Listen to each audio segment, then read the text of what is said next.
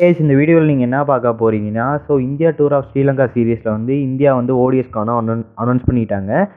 போன வீடியோவில் வந்து T20 ஸ்குவாடில் வந்து மெயின் மிஸ் யார் அதை பற்றி பார்த்துருந்தோம். இந்த வீடியோவில் ஓடிஎஸ் ஸ்குவாடில் மெயினாக மிஸ் ஆகிற பிளேயர்ஸ் யார் அவங்கள பற்றியும் பார்ப்போம் கைஸ். வாங்க ஸ்ட்ரெயிட்டாக வீடியோக்குள்ளே போகலாம்.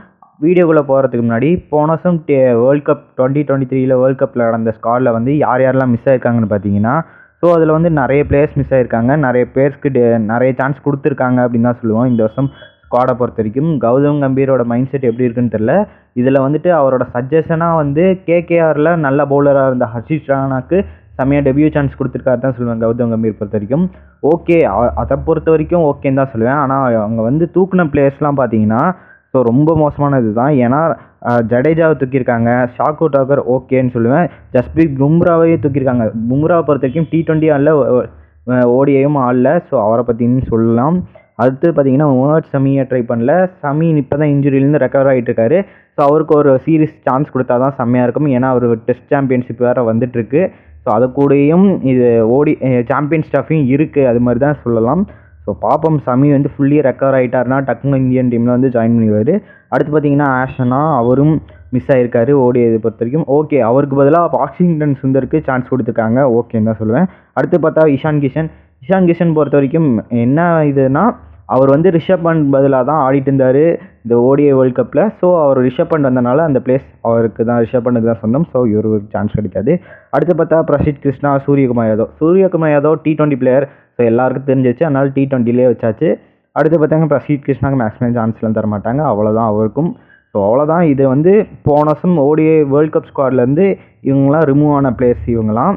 இந்த சீரீஸில் வந்து மெயினாக ரிமூவ் ஆன பிளேயர்ஸை பற்றி ஃபஸ்ட்டு பார்ப்போம். யாருன்னு பார்த்தீங்கன்னா ஜடேஜா, பும்ரா, ஹர்திக் மற்றும் சஞ்சு சாம்சன் ஏன்னா மஸ்ட் ட்ரைன் தான் சொல்லியிருப்பேன். ஏன்னா பேக்கப் கீப்பராக எடுத்துகிட்டு போயிருக்கலாம். ஏன்னா கேஎல் ராகுல், ரிஷப் பண்ட் எப்படியும் ஆடுவாங்க மேட்சஸ்ஸு.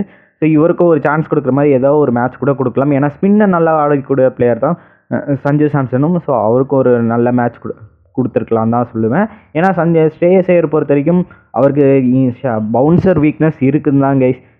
அதனால தான் ஃபைனல்லையும் அந்த அளவுக்கு பெருசாக பர்ஃபார்ம் பண்ண டக் அவுட் ஆகிட்டு போனார் போனதும் வேர்ல்ட் கப்பில் இதில்.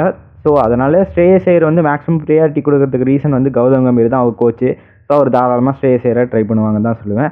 இப்போ ஜஸ்பிரீத் பும்ராக்கு என்னாச்சுன்னு தெரில, இன்ஜுரியா ஏன் செலக்ட் பண்ணலன்னு தான் இன்னும் ஒரு ரீசனாக இருக்குது. ஹர்திக் பாண்டியாவுக்கு ரெஸ்ட் கொடுக்குறனால அவர் வந்து விளாட்ல அப்படின்னு நான் நினைக்கிறேன். ஜடேஜாவை தூக்கிட்டாங்க கைஸ். எதனால் ஜடேஜாவை தூக்கிட்டாங்கன்னு எனக்கு இன்னும் புரியல, அவரையும் தூக்கிட்டாங்க.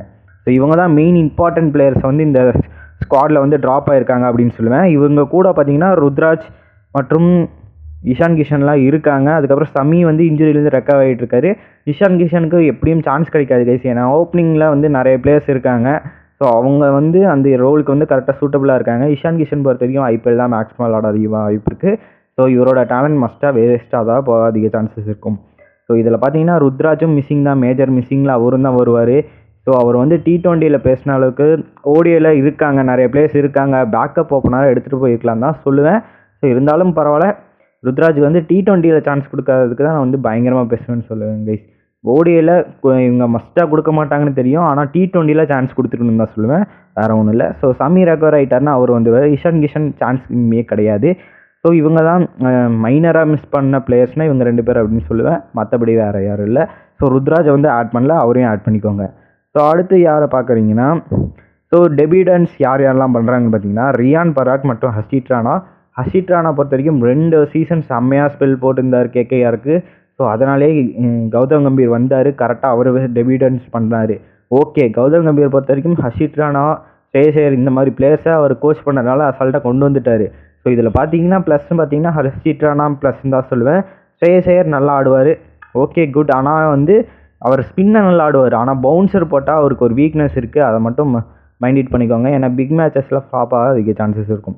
ஆனால் இன்னொரு ஹைலைட் என்னென்னா ரியான் பராகை எதுக்கு எடுத்துகிட்டு போனாங்கன்னு தெரில. ஏன்னா T20லேயும் சான்ஸ் ஸ்குவாடில் இருக்கார், ஓடிஐ வேர்ல்ட் கப் ஸ்குவாட்லேயே இருக்கார். இதுக்கு என்ன ஒரு சீசன் வந்து நல்ல கம்பேக் கொடுத்துட்டாரு, அதனால் வந்து செலக்ட் பண்ணுறாங்க. ருத்ராஜெல்லாம் 3-4 சீசன் கண்டினியூஸாக அடிச்சுட்டு இருக்காரு, அவருக்கு ஏன்டா ஒரு சான்ஸ் தரமாயிங்க, அது மாதிரி தான் கேள்வி வருது. பாப்போம் இவங்க வந்து என்ன பாலிடிக்ஸ் நடத்துகிறாங்க, உள்ளே வந்துட்டு என்ன நடக்குதுன்னே தெரில கைஸ். வந்து இவங்களுக்கு எப்படி ஃபேவர் பண்ணி இவர் எப்படி இதெல்லாம் தாண்டி ருத்ராஜ் வருவார்னு தான் தெரில. ஏன்னா ஒரு நல்ல பிளேயரை வந்து வேஸ்ட் பண்ணிகிட்டு இருக்காங்க தான் சொல்லுவேன். இவங்க இந்தியன் டீம் பொறுத்த வரைக்கும் திருப்பி வந்து ரோஹித் விராட் கோலிலாம் போயிட்டாங்கன்னா நம்ம இந்தியன் டீம் அப்போ தான் நிலமையே புரியும். ஸோ பார்ப்போம் என்ன நடக்க போகுதுன்னு. ஸோ அவ்வளோதான் கைஸ், இந்த வீடியோ பிடிச்சிருந்தா உங்கள் ஃப்ரெண்ட்ஸ் அண்ட் ஃபேமிலிக்கு ஷேர் பண்ணுங்கள்.